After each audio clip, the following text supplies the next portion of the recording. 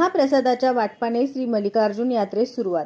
सोलापूर येथे सालाबादप्रमाणे यंदाही शहरातील बाळीवेस येथील श्री मल्लिकार्जुन मंदिरामध्ये गुढीपाडव्यानिमित्त यात्रेचे आयोजन करण्यात येते। या यात्रेची सुरुवात बुधवारी हजारो भक्तगणांना महाप्रसादाचे वाटप करून करण्यात आली। यावेळी महाप्रसादाकरिता मांडण्यात आलेल्या हंड्यांची विधिवत पूजन करण्यात आले। त्यानंतर श्री मल्लिकार्जुन मंदिरामध्ये महाप्रसाद देण्यात आला।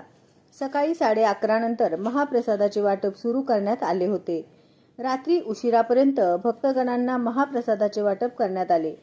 दिवसभरामध्ये 5 ते 6 हजार भक्तगणांना महाप्रसादाचे वाटप केले जाते।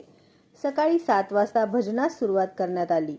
बुधवारी सकाळी 7 वाजता सुरू झालेले हे भजन गुरुवारी सकाळी 7 वाजता समाप्त झाले। या भजनामध्ये 8 मंडळ सहभागी झाले होते।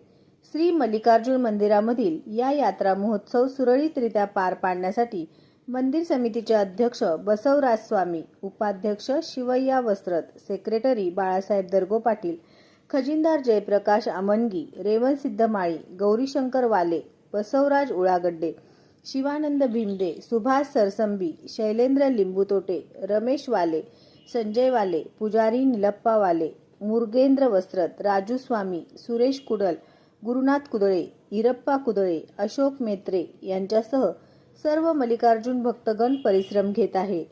आज गुढीपाडव्यानिमित्त निघणारा पालखी मिरवणूक संध्याकाळी 7 वाजता श्री मल्लिकार्जुन मंदिर येथून पालखी मिरवणूक निघणार असून ही मिरवणूक टेलिफोन भवन, मंगळवार पेठ, पोलीस चौकी, मधला मारुती, टिळक चौक, कसबा, होडगी मठ चौक मार्गे मल्लिकार्जुन मंदिरामध्ये समारोप करण्यात येणार आहे।